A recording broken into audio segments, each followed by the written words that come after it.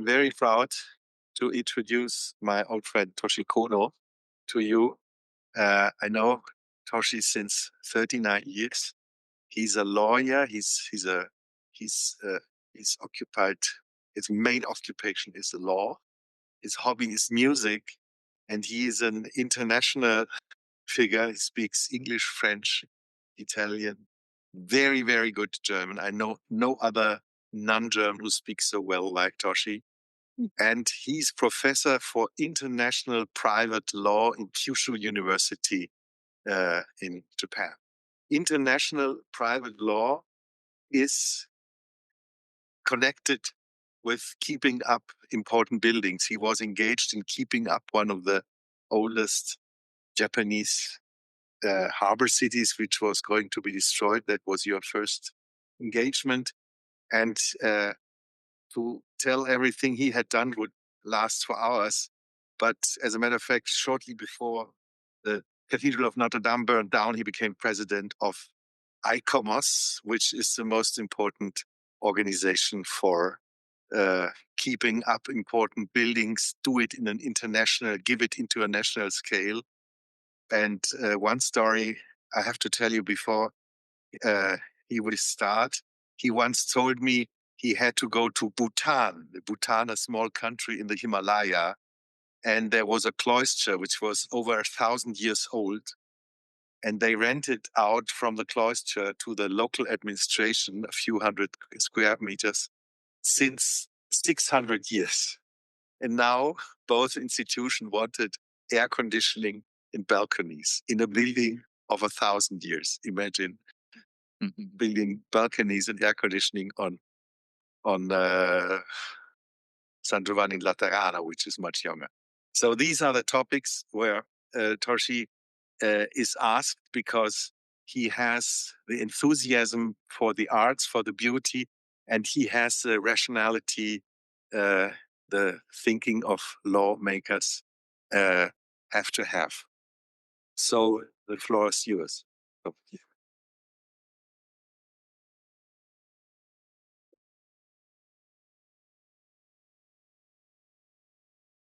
Thank you, Thomas, for your too nice introduction. Good afternoon, everybody. Thank you for having me today. Today I chose the topic, the Notre-Dame. When the Notre-Dame was heavily damaged by the fire 2019, I was the president of ICOMOS. ICOMOS is the abbreviation of International Council of Monuments and Sites. And ICOMOS is one of the advisory bodies of UNESCO, especially for the World Heritage Matters. And so we played a pretty important role for the World Heritage business. And the Notre Dame is, of course, a part of the World Heritage in Paris. So and then it was just completed the last December. So I thought that it could be pretty topical. And so let me start. So this is the outline of my talk today. First, I explain a little bit about the history of Notre Dame. And the second is the incidents, and then the restoration, reconstruction, and then intangible cultural heritage, and then the current states. I was there last week, so I took some pictures and I'd like to share it with you, and then a few slides to compare the case with other cases. So the Notre Dame was the construction was started the 12th century, and it started from the eastern part, and gradually it progressed to the east, to the west, So it took about 80 years to build the foundational part. So it took like this. And then by 13th century, the two bell towers were completed. And then the transept was added also in the 13th century. the wooden spire, who built it is not known today, and it was much shorter than the spire that we know. The Although the foundational parts was completed, then this is constantly the modification and addition were made. So the first architect's name appeared in a record is Jean de Chelles, and then but he of course he didn't see the completion of the foundational parts. And the big work was added by the Raymond de Temple, and then more or less the building of the Notre Dame we know, which was completed. And since then to the 18th century, from an architectural point of view, not much was added, but the inside it was pretty much different at that time from the cathedral that we know now. So this is the late 18th century. As we don't see that, the oil paintings exhibited in the hall, but it was the case at that time. And this is the late 17th century interior of Notre Dame. I show you the current cathedral later, a picture of the cathedral later, but this is different now. And also, as you see, the glasses are white glasses because the priests wanted to have more light in the cathedral, so they eliminated the colored stained glasses.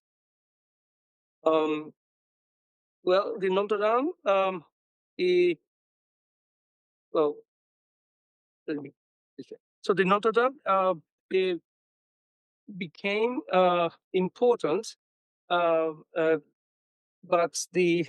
let me this way.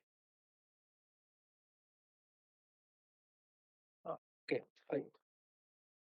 So Notre Dame became very important. So the ceremonies took place. Important state ceremonies took place. The good example is the coronation of the Napoleon. So it took place here, and then the Notre Dame could accommodate hundreds of people to attend the ceremony. And then the contract was signed between the Catholic Church and then the states. So that's the separation of the religion and then state was established, but still the state used the cathedral for a very important role. And this fact, from the viewpoint of the French history, there are other important cathedrals like Reims for the coronation, or the Saint-Denis, but the Notre Dame as a cathedral in the capital, the fact that it is located in a capital played a very important role. So it is still the politically important events take place in this cathedral. And the cathedral was heavily damaged during the French Revolution, and it was not allowed. The cathedral was closed for 3 years, and it was not allowed to use the cathedral as a place for worship. And even it was reopened, the cathedral was used as a temple of rationality, so that the Catholics were allowed to use only a part of the building in the northern part. So through these events, the cathedral was in a horrible condition. And there was a serious discussion if the cathedral should be demolished. But then there was um, sort of a group of people who supported to maintain the cathedral, heavily influenced by the Romanticists. And this person, Victor Hugo, played very crucial role to save Notre Dame. Without him, probably the cathedral would have been demolished. He wrote, as you know, the famous work Notre-Dame de Paris, and in that piece, he praised the beauty of the building, importance of the medieval architecture.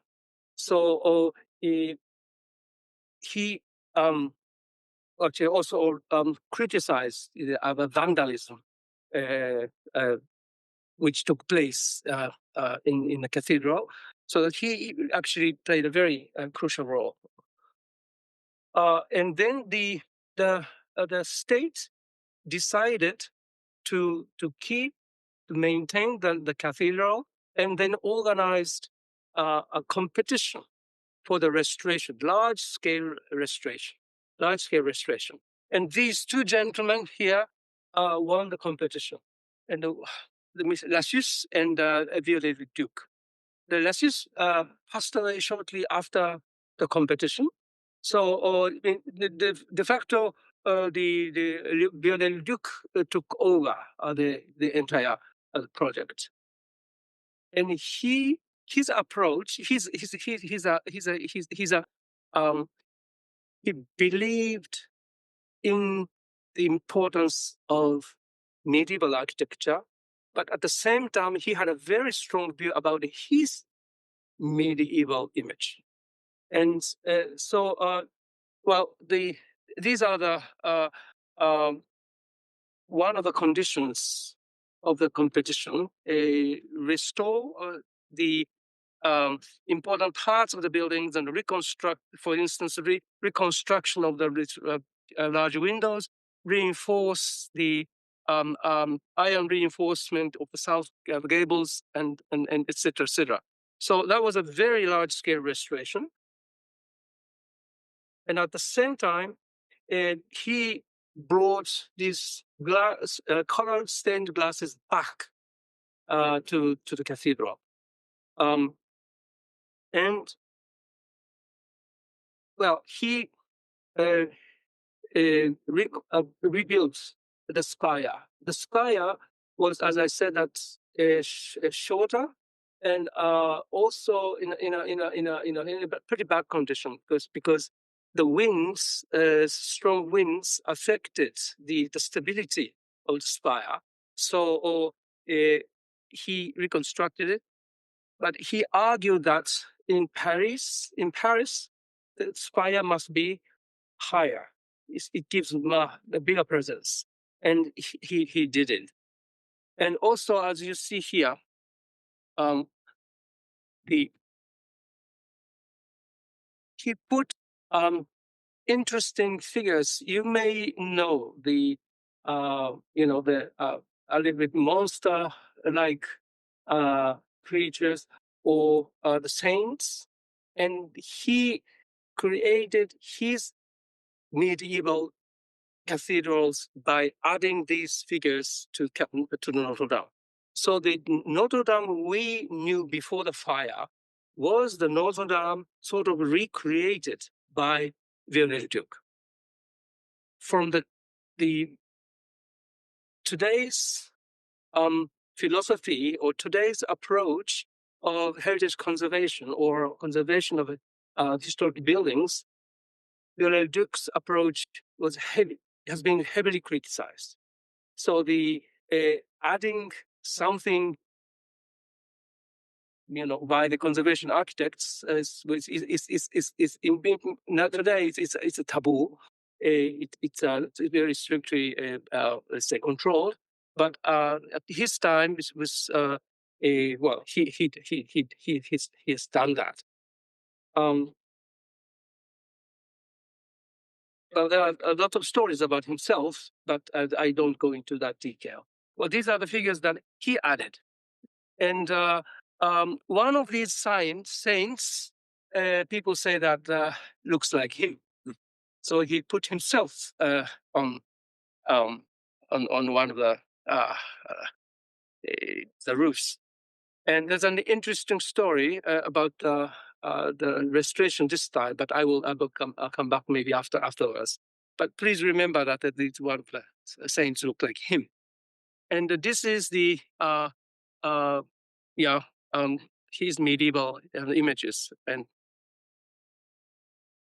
okay, so but the Notre-Dame was probably one of the most famous cathedrals in the world, and probably one of the most frequently visited uh, historical monuments. And it was for me a big shock to know that the smoke came out from the cathedral on the April 15th, 2019. And the how it happens is still unknown, not yet clearly identified. But apparently, it was around the the foot of the spire, and because there was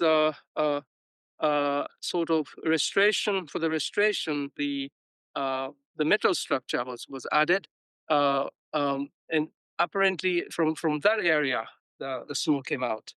But as the alarm was installed, and alarm rang once, and the person in charge of the security went to the spot, but he didn't find anything at the time. So 30 minutes later, the alarm rang again, and he went back. Then it was already sort of too late to extinguish by himself. So he called the fire station, and they came, but it was, the the roof uh, is from medieval period. So the wood is called la forêt. It's looked like a very complex forest. It's of course completely dry timber. So that it's very difficult, and also a sort of the it is like a maze. You don't know which way you should go. So it was extremely challenging for the uh, those who dealt with this fire. And this is uh, sketch made by firefighters. Uh, the French firefighters, and especially the firefighters in Paris and Marseille, they belong to the military. They only in two cities, these firefighters belong to the military, and they're extremely well disciplined, extremely well trained. And they were so well trained that they could immediately make this sketch on site. On site, this was made on site. And you see here the wind comes from the south, and the the description is also at the same time made. So based on that, they had to make a strategy where to tackle. And if I understand correctly, they when they went up, they decided they identified that the roof they can't save anymore. So the target was to save the two bell towers. If two bell towers would collapse, then entire building would collapse. So that was the strategy. So and it's until I think it started late afternoon on the April 19th, and there was smoke until midnight. Smoke midnight. The By midnight, the the fire was extinguished, but there was still smoke coming out. So this was the pictures immediately right after the fire. That was before the fire. So the spire was completely gone, and in this part you see the. I don't know if it works. Here, you know the roof is completely gone. It's also here, which is the big hole here. It was very difficult. Was that this scaffolding was also melted. It's a pretty complicated situation at the time. So this is the aerial view of the roof. So you see that there's a big hole here. I'm sorry, the big hole here, big hole here, and then the truss above the vault was completely gone. You see still the here you see still the rest of the uh, the truss, but this is practically speaking is all gone.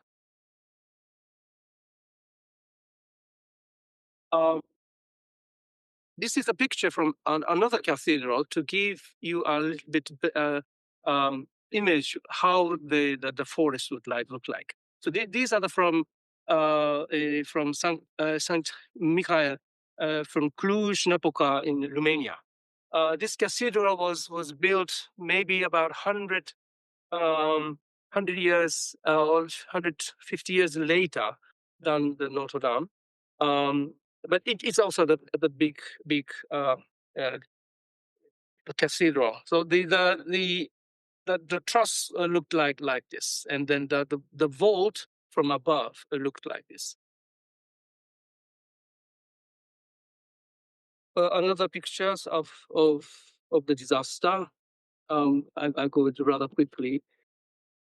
And so this is a transept part. You see the whole big hole, and it's really a horrible situation.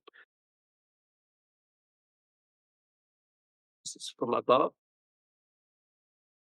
Well, the president Macron came to the site on the same evening, and he immediately declared that we will rebuild within 5 years. He declared on site, and well, I tell you a little bit the sort of the story after this 5 years and why 5 years. But so he made a commitment to rebuild it. The problem was 2 days after, the prime minister, not the president, but prime minister said that we will organize a competition. So competition implied that it would be open to the architects. So the architects, a lot of architects, started to promote themselves by introducing their original ideas. And on the left one, this is probably the one of the modest ones, one of the modest ones. And this on the right hand side, this is a very, very artistic approach. Another one was to put, let's say, swimming pool. So there's a lot of ideas, self-promotion, etc., etc. ICOMOS is the group of experts of heritage conservation. So from the viewpoint of heritage conservation, so these ideas are just unacceptable. Okay? So as soon as these ideas were published, I started to receive hundreds of emails from my colleagues from all over the world. Please stop it. Please stop it. It was indeed a very worrisome situation. And I heard that the reason why the prime minister mentioned the competition was that the President Macron's wife is very close to architects, and we guessed that there might be some lobbying from architects, and then the argument is that look, Louvre, Mr. Pei made a beautiful pyramid. Why not on Notre Dame? So that was a sort of an argument, and there was a lot of debates ongoing. Um, the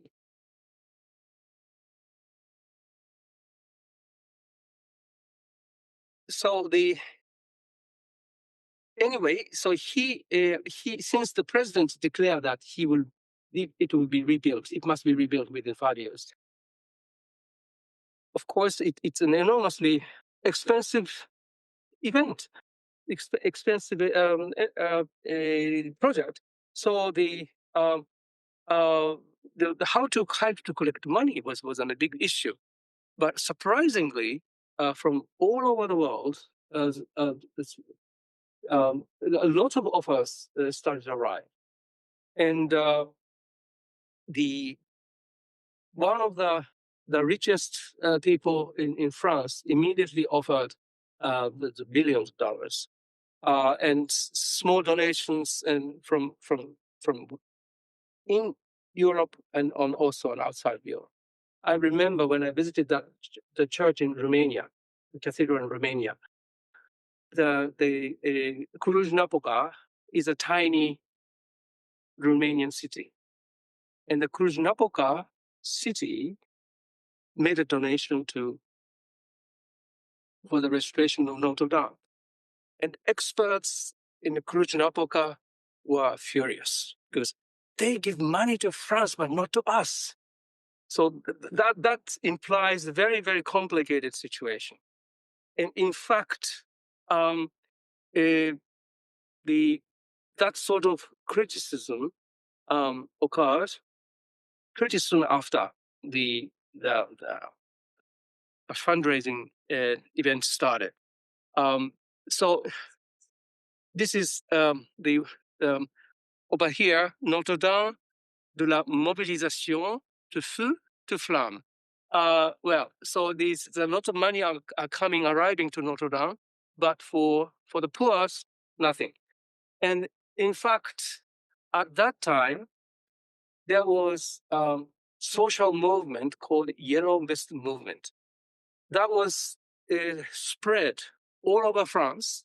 It's not violent. It's not violent, but it was very quiet, but very, very sort of strong protest from the socially weaker, the people in a socially weaker position. And so here in the placard, they say that the millions of euros for the Notre Dame and about for the poor. So that was the social background, and so Yellow Vest movement. The President Macron was very busy in dealing with these social movements. So on that day, the April 19th, he was scheduled to give an important speech about this, how the state would deal with this movements. But he canceled that event, and then he rushed to the Notre Dame Cathedral. So it was very politically and socially not simple events. Anyway, more than 1 year later, all of a sudden, the French government declared that the Notre Dame will be restored just before, before the fire. So this is doesn't no sort of open debate. There was no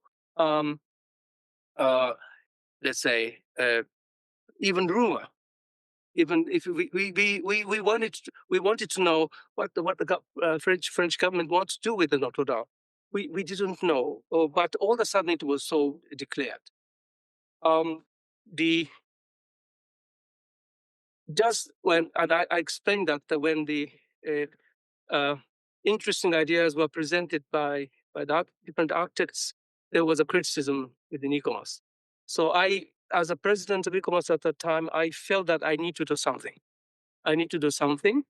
And I met the president of French e-commerce. So it is a sort of national committee in France. And I had a very interesting discussion with him. And the conclusion of our discussion was not to do any action right now. It's better to stay quiet. The reason is, as I said, that it is a very politically complicated situation. And it is so political that e-commerce would say something pro-conservation or against the new ideas, then somewhere from the presidential circle may say that, okay, e-commerce, no thank you. E-commerce, we don't need e-commerce. That would be a pretty bad situation for heritage conservation, because we have e-commerce France as a very important people. E-commerce France has very important experts on the heritage conservation, and more than the half of the chief conservation architects of the French monuments, national monuments, are e-commerce members.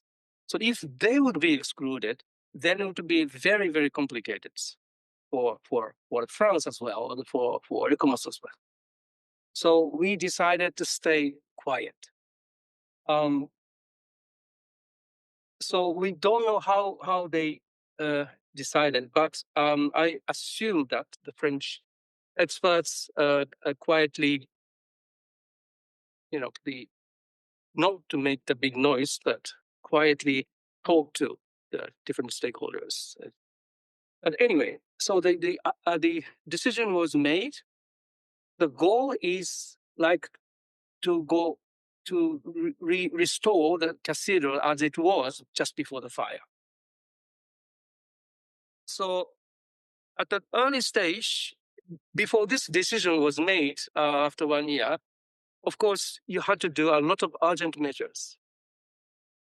So I show some pictures. This was a scaffolding after the fire. And removing the scaffolding was a big challenge because it was melted. It was melted, but it sustained the remaining building as well. If you take to take off the scaffolding, the building would collapse. So that was very complicated situation. And so they put a lot of frames with wood. Otherwise, when strong wind comes, anytime the building could collapse that way. So they put a lot of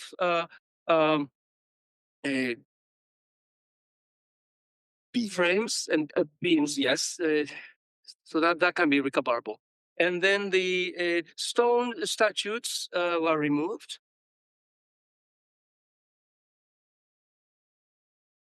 Again, this was the for supporting. I can show you again later. The statues were carefully wrapped and removed. But later they found out that some statues were too fragile to restore. So they had to make a new statues completely. This is an interesting picture. This is right after the fire. You see the cross there. It survived. It survived. And some religious people thought that, this is the miracle. This is the miracle.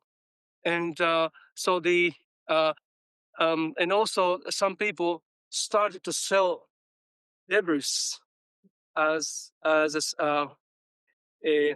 relics, yes, it's religious relics. And they found out that the one debris offered on the internet was a fake. There's a lot of stories online. And over here, you see the the robot is collecting the garbage, the debris, because at the early stage it was not possible for human beings to enter because the roof of the Notre Dame was made with lead, and it melted, and it became sort of powder, and you never know where it is. So until it is cleaned up, it was not possible for people to enter. That's why they use the robot. So they put also these wooden frames and beams, and they built the depot to store the statues. Luckily, they have trésor in the cathedral, but the people were so well trained that they successfully and took all treasures out from the cathedral before the fire got worse. But as you see that these statues were partly very heavily damaged. Okay, so they had to remove scaffolding at the same time reinforcing the building. And this is from inside. You can't identify what it is. And who administers this entire project? They established a special body called Établissement Public, specifically in charge of the conservation and restoration of Notre-Dame Cathedral. And as the top or the head of this organization, President Macron nominated the former general, the military person. I once visited him in his office, and he had an office in the presidential palace. So I went to the Élysée, Palais Élysée, and to explain about the situation and exchange the views and so on. And he said that I'm a military person, so I have a large voice. Don't be afraid. So this was his start. And I think with his strong leadership, I think the restoration work was completed in December last year. He was extremely strong personality. Once the conservation architects were saying this or saying that, then he gave a press conference. Architect should shut. It was a very straightforward message from the general. Of course, some people were very much offended, but that was very strong top down. Interesting project is this Chantier Scientifique Notre-Dame de Paris. So they organized a researchers group, horizontally organized throughout France, and for 8 main subjects to contribute to the restoration of Notre Dame: stone, wood, metal, glass structure, acoustic, digital data, and interesting is the social emotions and mobilization. So not only the building itself, but its social impact. This was also the target of this group. So there are lots of the articles were published, and also, but at the same time, they contributed to the restoration. The reconstruction. Well, what is the difference between reconstruction and restoration? Restoration, you could see that still some material are there, but you reinforce it or you change a part of it. But if you see the cathedral as a whole, of course, only the partial damage, big but partial damage. But if you see the roof only, then completely gone, and the spire is completely gone. So that part you need to reconstruct with new materials. So this has nothing to do with This is the reconstruction. So I think for the after the World War II, I think in Europe, this is probably the largest case of reconstruction. The the Europe suffered a lot during two world wars, and so that actually the debate about the reconstruction was not that so active in Europe, in my view, until this incident.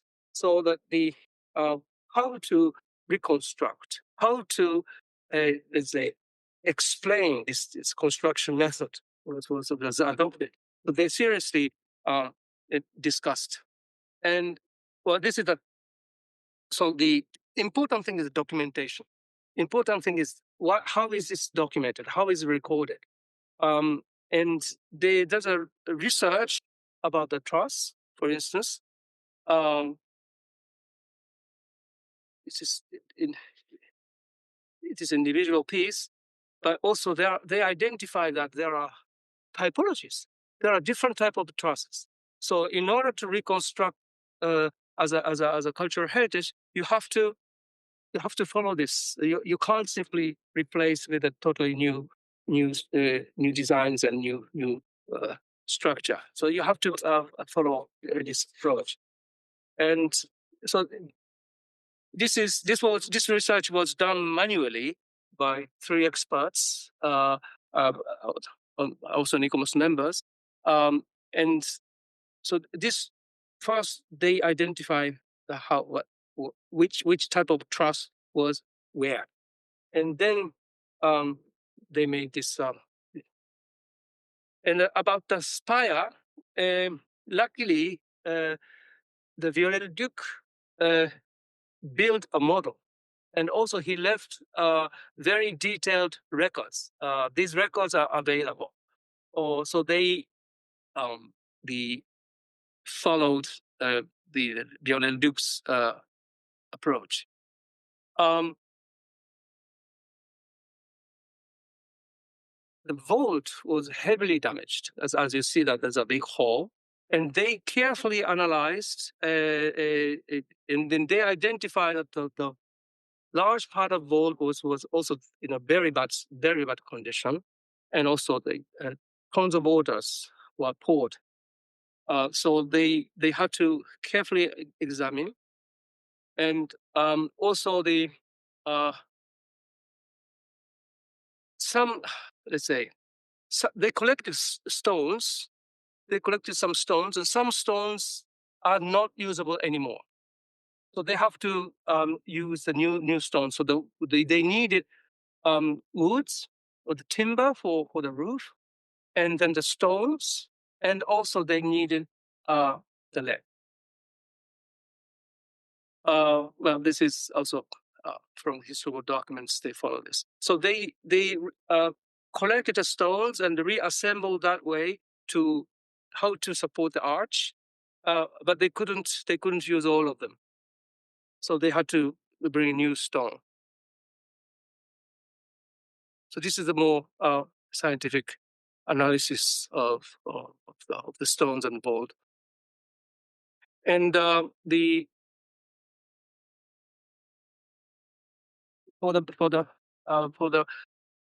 to reconstruct the art, of course after the World War II, the know-how was lost. So they had to look for information from other cathedrals. So that was another cathedral, and then they found these pictures. And it was damaged like this. Sorry, the German title is still there. Well, they used this opportunity to clean the side chapels. In Notre-Dame, there are I don't know how many. I forgot how many. There are a number of side chapels, and they were not in a let's say they were not restored for years. So they decided to clean. Therefore the chemical analysis is conducted. The stained glasses were taken and cleaned separately. They were taken and cleaned separately. I said that the new stones are needed. When the Notre-Dame Cathedral was built, the stone was obtained from a quarry in Paris, but it is not possible to get it in Paris. But they did a search that they found some quarries in France with the same, let's say, same layers, so that de facto the quarry is from a different place, is a different place, but the stone is the same layers. So they claim that therefore the material is the same. The oak trees, they had to identify which oak trees can be used to build a truss.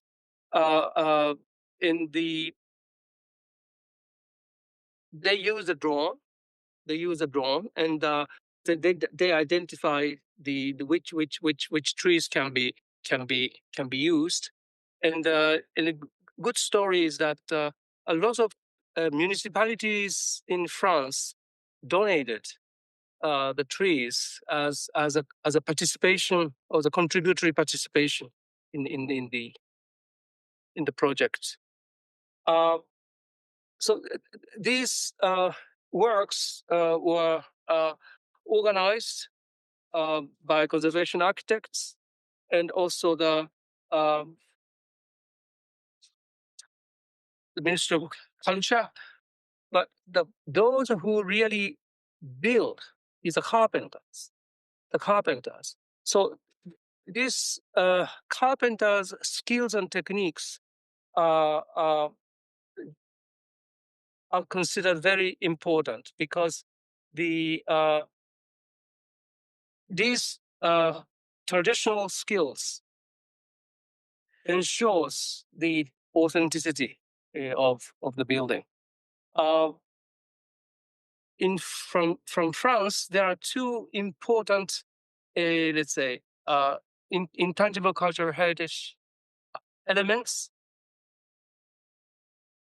on the representative list of 2003 UNESCO Convention. In 2003 UNESCO Convention is for the safeguarding of intangible cultural heritage. Intangible cultural heritage is typically traditional dances or traditional songs, which can be lost very easily. So how to maintain the tradition and then transmit to the next generation, that was the concept behind. And over here, both are related to building techniques. One is compagnonnage, another was a trait de charpente. The compagnonnage, this is the carpenter's training tradition.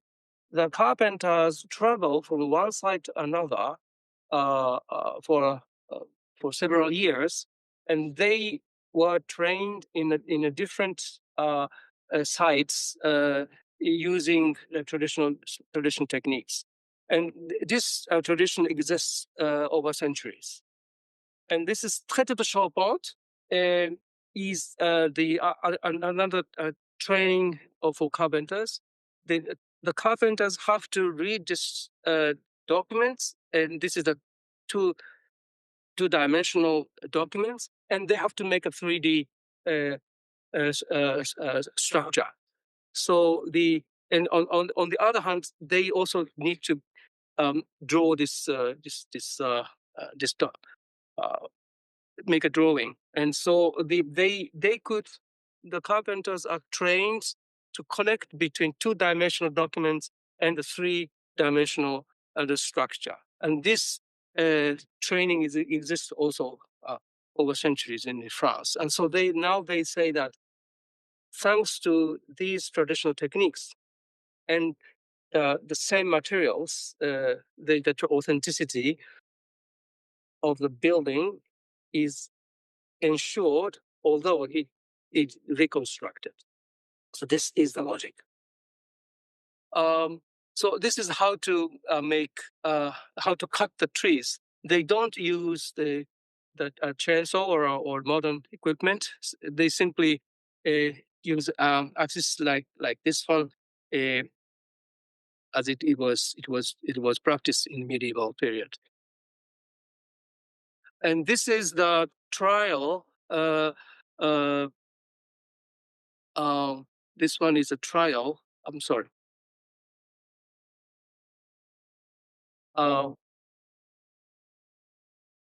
How they wanted to know how long it would take to make this truss. So that was a collaboration between architect students of the Chaillot and also the carpenters, young carpenters. So they identified that in order to make truss, one truss, how many days they would need it. But there's a demonstration just in front of the Notre-Dame.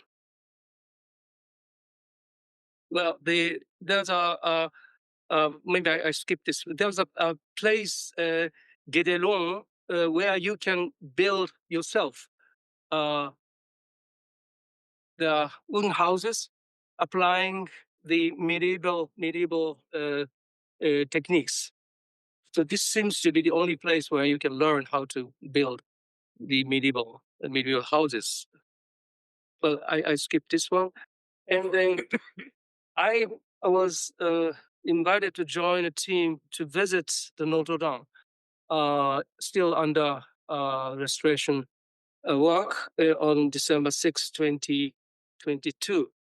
As you see that you have to change the clothes completely, and then you have to take shower afterwards, because even 2022, you never know how your body might be polluted.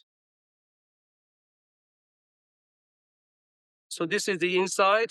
This is altar.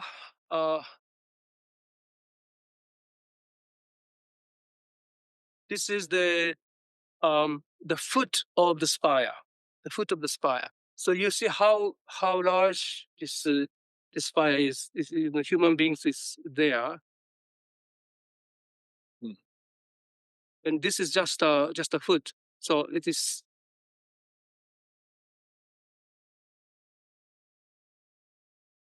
And still, this part was the restoration was done. Restoration was finished, and that was the big rose window on the facade. So I had a privilege to see it so closely, but it's probably the last time. And these are the pictures of Notre Dame. Today I visited last week. As you see, it's very clean, very white, very white. And this is a transept part. So this is where the big hole was made. It's completely recovered. This is a cross from the behind and from the front. This is the organ. So the organ was not damaged, but it was polluted. Therefore, they took parts and then cleaned every single piece, and they reassembled there.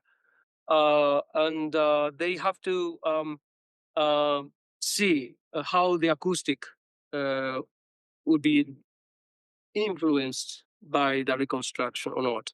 So the Notre Dame has the choir, and also they have an organist, and they will advise how it is. And this is one of the side chapels, very beautifully cleaned. Well, so these are the very quick overview of what happens and then what is now. Just for let's say the food for thought, I put some slides additional, and the biggest challenge for the Notre Dame reconstruction is the authenticity. If the reconstructed Notre-Dame passes the authenticity test or not. This authenticity test is usually assessed in accordance with the Venice Charter of 1964, and another document is 1994. The Venice Charter, well, the authenticity test is categorically refused for intangible cultural heritage. This is a very interesting phenomena. Musicologists or anthropologists, they say that intangible cultural heritage, traditional dance and songs, they are not frozen. They are not fixed. So if the bearers of traditions wanted to change, they are allowed to change. So authenticity is not categorically acceptable, they say. Very interesting thing is that the traditional building techniques is an intangible cultural heritage. And as I said, this ensures the authenticity of material heritage. So if the intangible traditional building technique is totally changed, how would it affect the authenticity of material heritage? This is not discussed yet so much. So in other words, the dialogues between the let's say conservation architects and the anthropologists, musicologists, dialogues don't take place yet properly, in my view. So this is the field where the scholars need to further explore. In the case of Notre Dame, it has also an aspect that this was a reconstruction in post-trauma context. Please think about the cathedrals damaged in Ukraine after the bombing by Russia. If they want to reconstruct, would lose authenticity if they don't have the material or traditional materials and traditional skills, or not. So this is another politically pretty sensitive issue: how to deal with this post-trauma context. And in fact, there are cases. I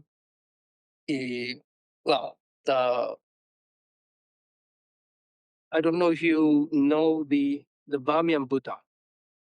In Afghanistan, there was the huge stone Buddha, and that was bombed and destroyed by Taliban. And after that event, the valley, it is Bamiyan Valley, was inscribed as World Cultural Heritage.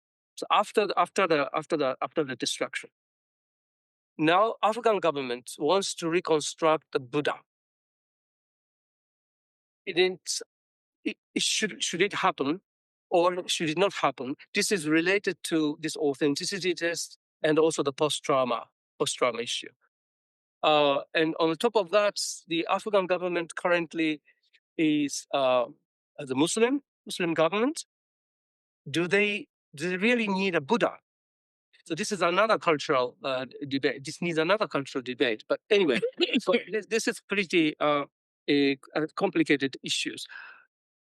Difficult thing is that under the World Heritage Convention, we have operational guidelines, paragraph 86, and it says, in relation to authenticity, the reconstruction of archaeological remains on historic buildings or districts is justifiable only in exceptional circumstances.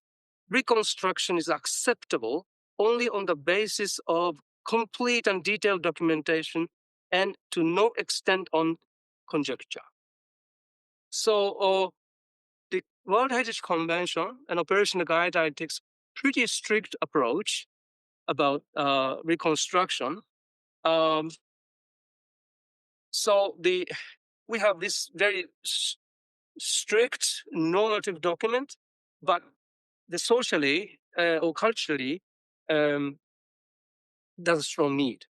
So how to let's say balance these requests? This is still unsolved big question. To conclude my talk, I show some pictures from Japan. Do you know this? This is Roku Onji Temple in Kyoto. And this golden pavilion is probably worldwide famous. And Yukio Mishima wrote also about this temple. Why? Because it was burned. It was burned 1950. It was burned by a monk of that temple.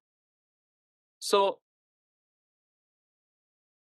now the pavilion that we know now here is a reconstruction.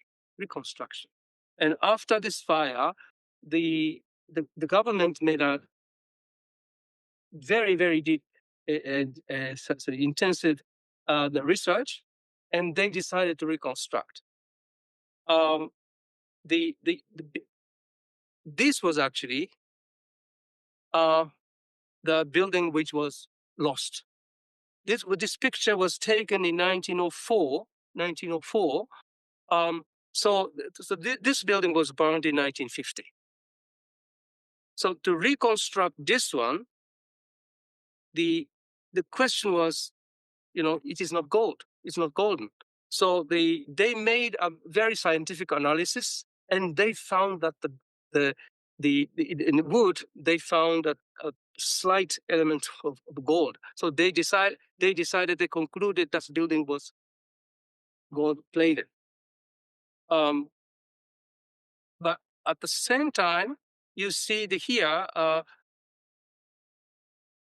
Let's say here you see the open. Doors are open. Here's also open. And you see this also on the picture. You see people there. They are enjoying gardens. But this picture, you see, is completely closed here. You're closed. So they also made a research, and they concluded that when it was built, there was no open access to the garden. So they came to a conclusion that this access to the garden was made possible after much later than this was completed, and it means that the reconstruction of this building was to go back to the time of original building. So this is different from Notre-Dame. Notre-Dame was going back to the stage where just before the fire occurred. And that was after Viollet-le-Duc changed a lot. Okay. So when we discuss about the reconstruction, so to which period we should go back, this is a very, very important decision making, because it affects the style, materials, and then many other things. So this was the very, but the Japanese government seems to go back to the original. This is my impression. Okay, so this was a document that they identified, they discovered. This is the document made in 1881, and as you see that this no access to the garden. So they decided to follow this approach. Okay, so I think this is the last slide. This is traditional. I mentioned traditional techniques, buildings techniques, and it is still applied in Japan. This is a roof making. This one is replace a part of the timber. Compared to the stone buildings, the wooden buildings would not last for 300, 400 years. They have to replace the rotted part. But with this replacement, the building could survive another 200 years. So, or the it is it takes time. Sometimes uh, uh, the restoration work takes 20 years. Uh, the very traditional Japanese technique is the the building is, let's say, dismantled and change the rotted part with a new wood and reassemble. And the percentage of the new wood is probably 15%. So this sort of large scale restoration work it takes place in every 200 years or something like that. So it is a very expensive project, so that you can't do that often. Minor work, yes. Minor repair work, yes. But the dismantling and the reassembling, and then keeps the original wood as much as possible. This is actually the traditional technique for Japan. And well, this method is probably not known in Europe, but this has been very much well practiced and pretty well accepted in other countries. Okay, so this was the last slides, and thank you very much for your kind attention. And if you have questions, I'm more than happy to.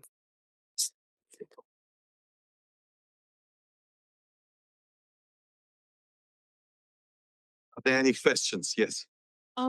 Thank you so much for taking out the time to give us a dive into this.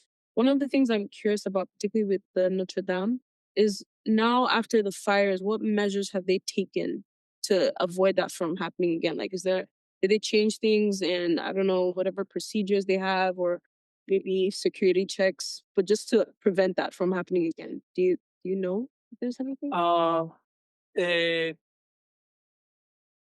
I think they well the big shock for them it was that although they installed alarm, it didn't properly work. Yes. So they need to. I think they should have checked it more frequently and regularly if this alarm works or not. So the I think this is the. I think it can be said to other heritage buildings.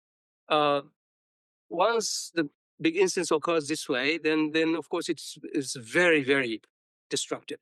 So or prevention is very important. So in order to prevent, you install the proper system and then test it on a regular basis. And I think that they introduced the modern alarm system, and also the security check. I wasn't sure if I was.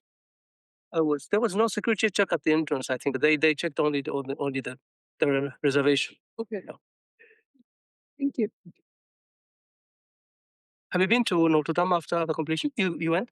Yeah, I wasn't able to visit it before the fire, unfortunately, but I was there in December, on the last day of its octave. I see. Excellent. And it was fantastic to see it all. I mean, like you were saying, it's very, very clean. Yeah.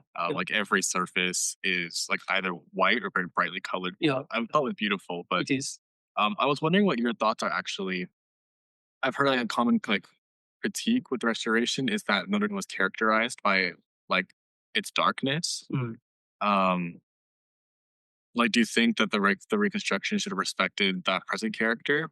Because you spoke about how the government of France decided to restore the Notre Dame to its conditions immediately before the fire.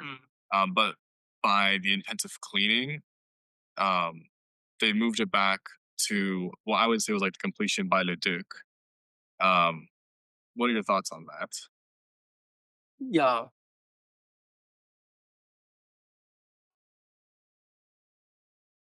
But in the sense that in the case of Notre Dame, I think the cleaning of walls and side chapels, not only for, let's say, not only not only for the recreate the beauty, but also it was necessary for the health reasons, because the roofs were melted, and then the lead was everywhere. So I think that they use that occasion on that they use this occasion for cleaning both purposes. But well, yes, I know that sort of the criticism. But yeah,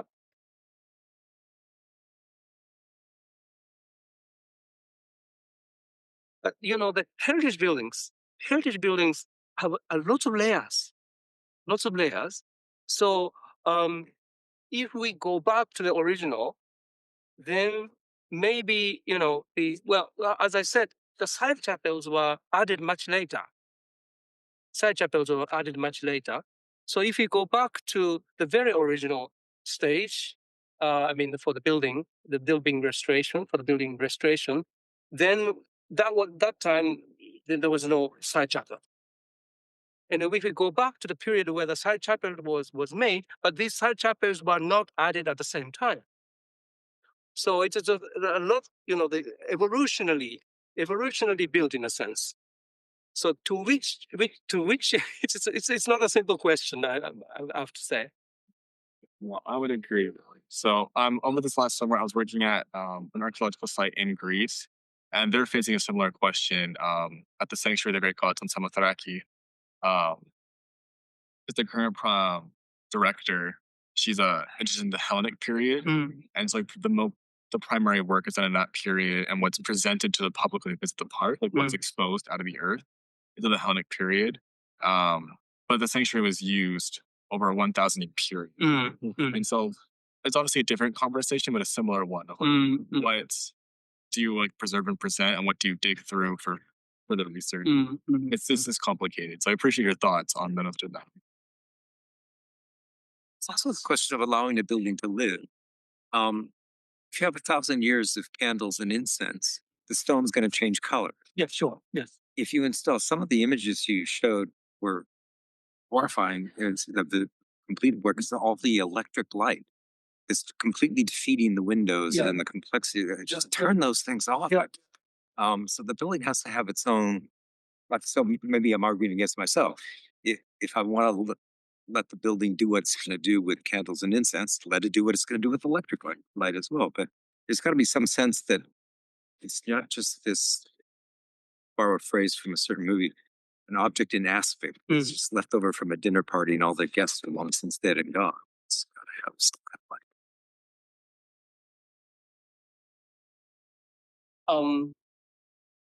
But it's a slightly different example. But the Japanese screen, painted screen, gorgeously painted in 18th century. And when you visit the museums, you see with the spotlights, it's very beautifully, let's say, illuminated. But it was not the case when it was made. So, it was installed in a room with candles.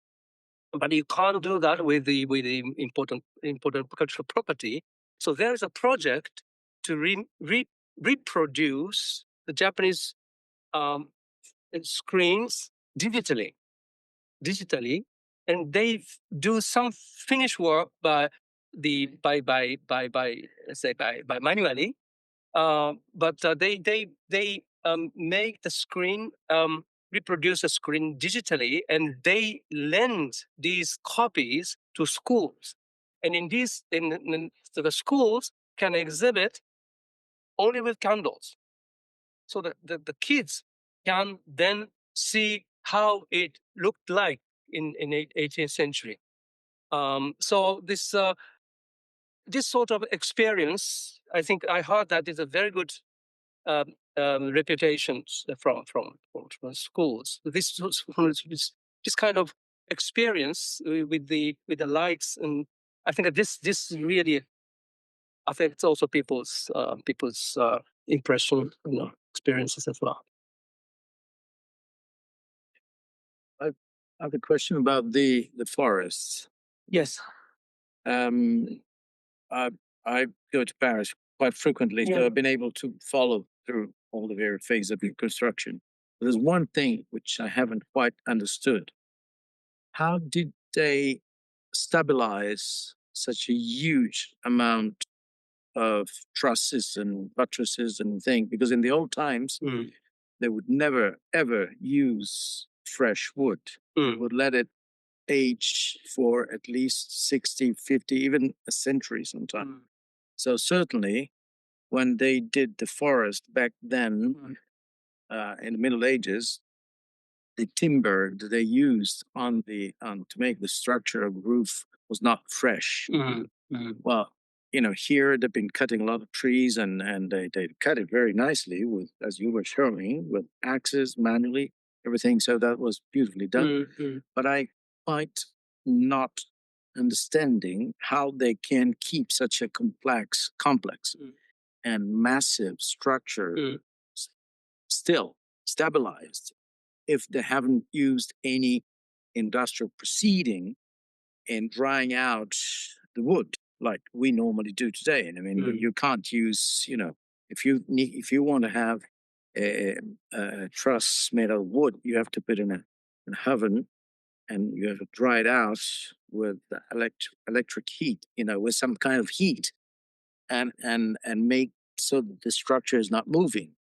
Have they done that as far as you know? I haven't. I asked, but I didn't get the very clear answer. So, but I asked the question. Probably he's not the wood specialist. So, that was also one of the concerns for me. The stone walls are also damaged by fire and water, and then on the top of that, they put this heavy trusses and the roofs. So how they either they reinforced the stones or they made the trusses lighter, or both, or nothing. This is I think I have to ask my colleagues.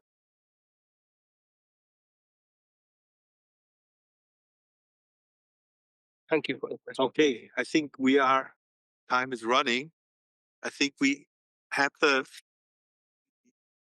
Toshi answered all the questions. Is there a last question to ask to end the process?